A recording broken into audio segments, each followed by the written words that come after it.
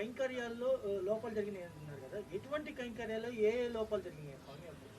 చెప్పాను కదా, ఇదే ప్రసాదాల్లో కల్తీ జరగడం అనేది ఒకటి.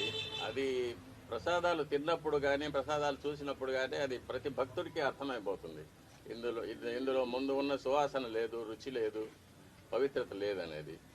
అలాగే అన్నప్రసాదాల్లో కూడా ఈ కల్తీ నెయ్యి వాడి పొంగలు, చక్కెర పొంగలి, సీర మొదలైన వాటిలో కూడా ఇది కలిపి ఉన్నారు.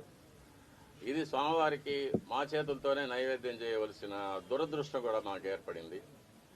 అది కాకుండా నైవేద్యాలు జరగడానికి స్వామివారికి ఏ ఏ వేళల్లో నైవేద్యాలు చేయాలనేది ఆగమ శాస్త్రం నిర్ణయిస్తుంది. దాని ప్రకారం కూడా ఒక్కొక్కసారి జరగడం లేదు.